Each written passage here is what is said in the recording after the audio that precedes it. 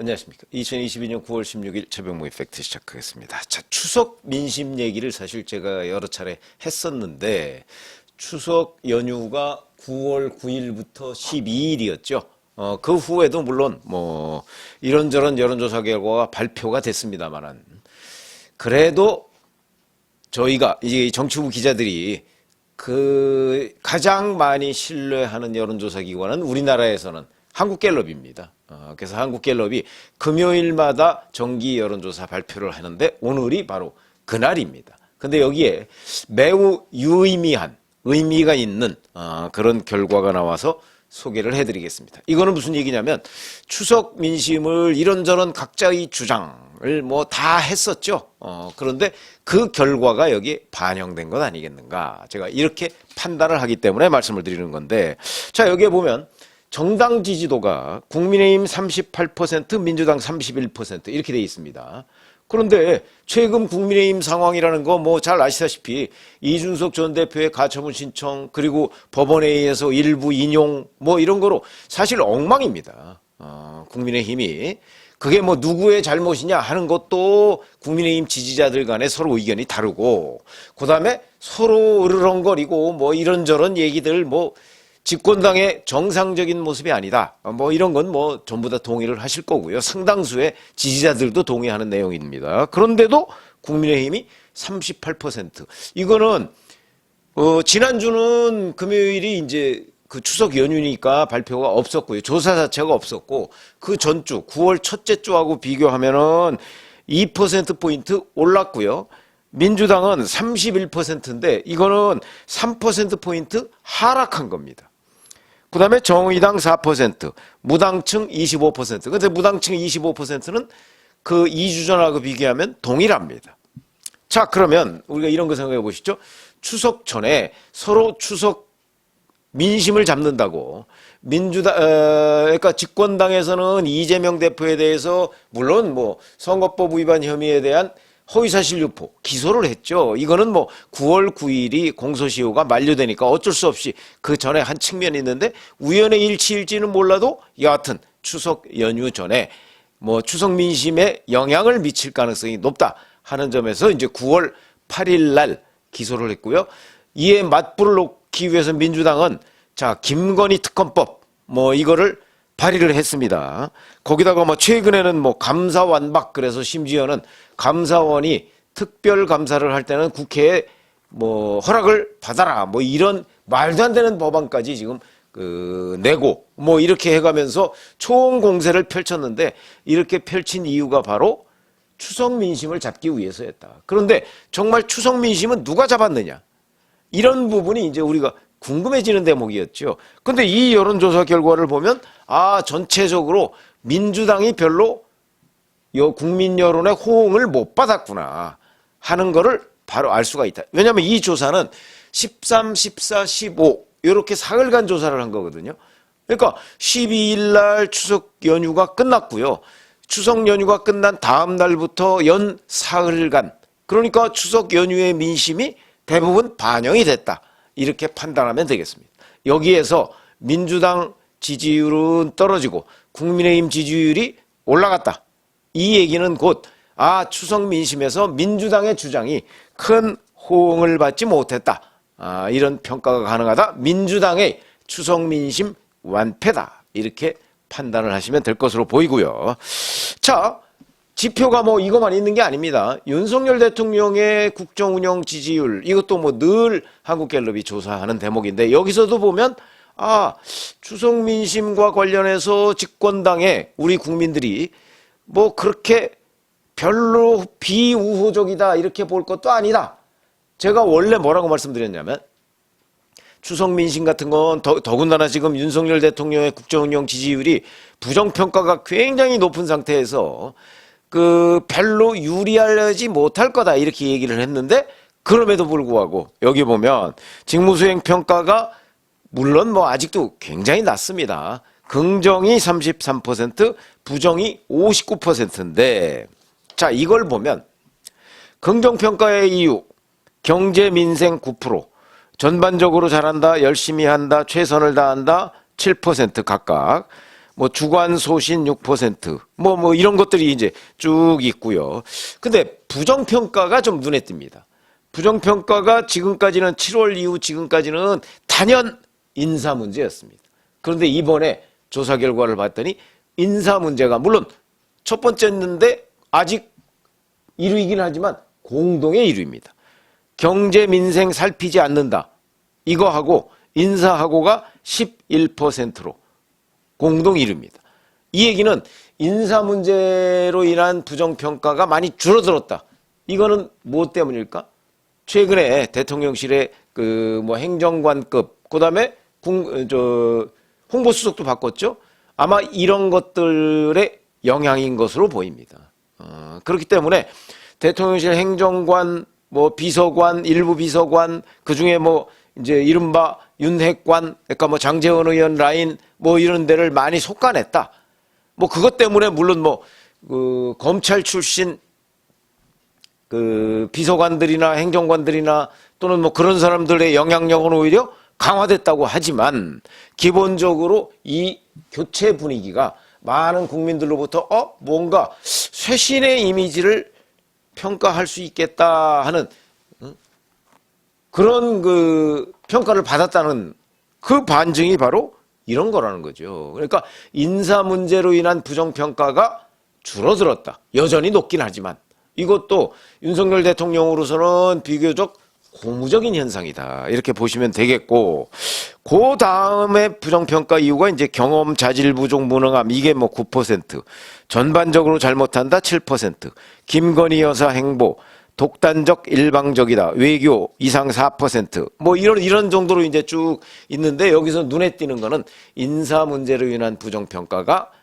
그 2주 전에 비해서 줄어들었다 하는 것도 윤 대통령 입장에서는 상당히 고무적이다 이렇게 말씀을 드릴 수가 있겠습니다.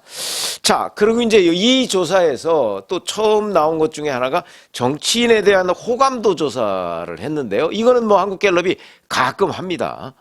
근데 거기에 보면 오세훈 서울시장이 41%, 홍준표 대구시장이 40%, 이재명 민주당 대표가 34% 이런 순서인데 여기에 이제 유승민 전 대표도 30%, 한동훈 법무부 장관도 28%, 이낙연, 안철수 각각 27%, 이준석 24% 이렇게 돼 있습니다.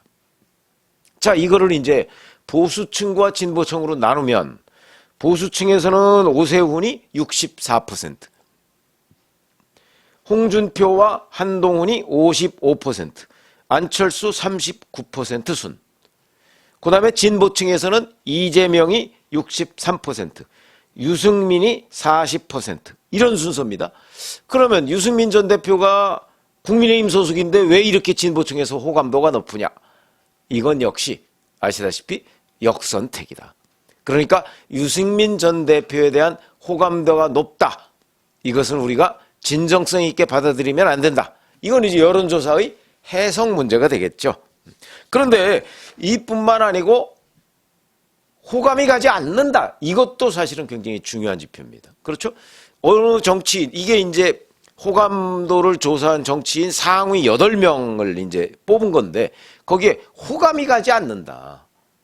이런 거는 뭘 의미하느냐면 사실은 그 사람에 대한 안티층이 굉장히 강하다. 이걸 의미하는 것이죠. 호감 가지 않는다. 이걸 보면요. 오세훈 서울시장이 46, 홍준표 대구시장 48. 뭐 이것도 제법 높은 겁니다. 46, 48 그러면 굉장히 높은 거죠. 왜냐하면 호감 가는 이유가 오세훈이 41%인데 호감 가지 않는다가 더 높은 거 아닙니까? 근데 정치인들은 다 이렇습니다. 대부분. 근데 여기에서 또 주목이 되는 사람이 바로 이재명 대표입니다. 이재명 대표는요, 아까 제가 말씀드렸죠? 호감이 간다가 34%인데 호감 가지 않는다가 56%입니다. 무려. 이낙연 전 대표가 57%로 가장 높고요. 바로 그 다음입니다. 이건 무엇을 의미할까요? 이재명 대표를 좋아하는 사람이 34%면 뭐 이것도 꽤 많은 건데 난 정말 이재명 대표는 싫어 라고 하는 사람은 압도적으로 많다. 이재명 대표에 대한 팬덤, 우리가 인정할 부분 인정하자 제가 말씀을 드렸죠. 그런데 안티 팬덤, 도저히 이재명 대표라는 사람은 지지할 수 없다 하는 것이 훨씬 높다. 이거는 굉장히 중요한 대목입니다. 정치인은 호감도가 높은 거 당연히 중요하죠. 그런데 비호감도가 높은 거, 비호감도가 낮은 거, 그것도 중요합니다. 왜 그러냐면 그거는 앞으로 이제 대선에 출마한다든가 아니면 각종 선거에 출마했을 때 이 사람에 대한 외연 확장성이 얼마나 있느냐 없느냐 이걸 가늠하는 잣대가 되거든요. 예를 들어서 이재명 대표에 대해서 자 이렇게 아주 상위권 비호감도다 그러면 이재명 대표는 외연 확장성이 굉장히 낮다 이런 얘기가 되는 거거든요. 정치라는 거 특히 선출직에서 정치인은 늘 상대적인 개념입니다. 예를 들어서 비호감도가 아주 높은 두 사람이 출마를 했다. 그럴 경우에는 상대적으로 비호감도가 낮은 사람이 당선되는 게 당연한 거 아니겠습니까? 그런 기준으로 따지면 이재명 대표는 비호감도가 너무나 높다. 안티 팬덤 현상. 본인 이재명 대표가 아마 팬덤으로 보면 가장 강력한 지지층을 가지고 있을 겁니다. 지금 현재 정치인 중에서는 여야 통틀어서. 그런데 안티 팬덤도 가장 강력하다. 이 얘기는 이재명 대표가 앞으로 뭐 5년 뒤에 또 이제 대선에 나오려고 지금 뭐 하고 있는 거 아닙니까?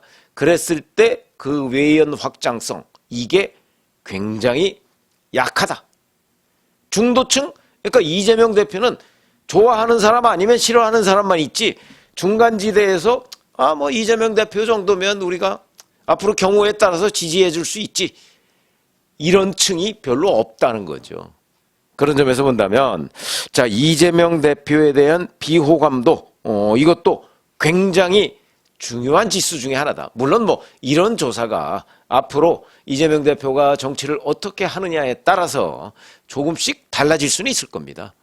그건 왜 그러냐면 뭐 여론이라는 게 뭐 수시로 변할 수도 있고요. 거기다가 제가 여러 차례 이재명 대표에 대해서는 평가를 하고 있지만 이재명 대표의 어떤 정치적 테크닉 뭐 이거는 또 우리가 긍정적으로 봐줘야 될 대목이 상당히 있습니다. 이른바 정치 감각이죠. 저는 뭐 특정 정치인을 좋아하거나 아니면 특정 정치인을 싫어하거나 제가 그런 입장은 아닙니다. 그냥 정치적 현상을 분석해서 제가 시청자분들한테 설명을 드릴 뿐이지 제가 뭐 호불호를 명확하게 드러내서 아, 이 사람은 정치인으로 안 된다. 아마 제 그 유튜브를 오랫동안 시청하신 분들은 제가 어떻게 평가하는지를 충분히 아마 그동안에 들으셨을 겁니다. 저는 그렇게 평가하지 않습니다. 이재명 대표 뭐 정치를 이런 부분은 잘한다. 이런 부분은 못한다. 뭐 이렇게 제가 평가를 하는 거죠. 그런 점에서 본다면 이재명 대표가 지금 현존하는 정치인들 중에서는 정치적 테크닉은 가장 뛰어나다. 우리가 그런 부분은 인정을 해야 되는데 문제는 그것이 본인에 대한 어떤 적극적인 지지층을 끌어내는데 유능한 건 사실인데 그로 인해서 또 적극적인 반대층도 양산하고 있다 하는 게 바로 한국갤럽 이런 조사에서 드러나고 있다는 거죠. 이거는 아마 이재명 대표가 앞으로 뭐 총선에 또 출마할지는 모르겠습니다만은 대선에는 일단 출마를 할 것으로 보이는데 물론 그것이 이제 최근의 사법적 리스크와도 연관이 돼 있죠. 그러니까 그런 부분에서 아마 굉장히 주의 깊게 본인이 신경을 써야 될 대목인 거는 맞다. 그러나 전체적으로 보면 제가 지금 말씀드리는 게 그 추석 민심에 누가 어느 정당이 또 어느 정치인이 승기를 잡을 것이냐 하는 부분이 굉장히 높은 관심이었는데 그 점에서 한국갤럽 기준으로 뭐 저는 한국갤럽이 그중 이제 신뢰할 만하다 이렇게 말씀을 드렸는데 기준으로 보면 아 민주당이 이번 추석 민심에 대한 그 여론 지지 추석 민심 이거는 민주당이 패했다 이렇게 보는 것이 맞다. 그렇게 따지면 자 김건희 특검법에 관해서도 별도로 여론조사가 나온 적이 있는데 이런 거 믿었다가는 민주당이 그 자기 발등을 찍는 현상이 나올 수도 있겠다. 왜냐하면 김건희 특검법을 앞세워서 추석 민심을 휘어잡으려고 했는데 민주당에 대한 정당 지지도는 오히려 2주 전보다 떨어지고 오히려 국민의힘도 지금 그 정당에 대한 평가가 굉장히 좋지 않은데 그럼에도 불구하고 국민의힘보다 훨씬 못 미쳤다는 거는 추석 민심에서 민주당이 패했다, 졌다, 뭐 이런 얘기가 된다. 이렇게 말씀을 드리고요. 이런 것들은 앞으로 이제 뭐 지금 9월 3주째 아닙니까? 그러면 아마 다음 주 같은 데도 비슷하게 유지가 될 거고요. 왜 유지가 된다고 제가 말씀을 드리냐면 다음 주는 윤석열 대통령이 앞으로 이제 내일 모레죠. 일요일 날 외유를 떠납니다. 엘리자베스 여왕 장례식에 참석하고 유엔 총회, 캐나다 방문 이런 게 있죠. 그러면 또 대통령의 외유 그게 플러스 요인이 되는 게 사실이거든요. 이런 것들을 따지면 결국은 추석 민심에 이어지는 어떤 정기국회 초반의 여론 흐름 이런 것들은 민주당이 좋게 가져가지 못하고 있다. 그래서 추석 민심에서 패했다. 이렇게 볼 수 있는 것이고 윤석열 대통령은 최근 대통령실의 어떤 인사 쇄신 뭐 이런 거와 관련해서 득점을 좀 했다. 이렇게 보는데 그 득점을 가속화시키려면 제가 여러 차례 말씀드렸죠. 윤석열 대통령이 본인의 것을 좀 버리는 모습 이걸 보이는 것이 중요하다. 그거는 곧 무슨 얘기냐? 대통령실에 이미 너무 많은 것으로 지금 평가를 받고 있는 검찰과 검찰 연관되는 사람들 이런 사람들에 대한 일종의 정리도 좀 필요한 대목이 아닐까 이렇게 생각이 듭니다. 고맙습니다.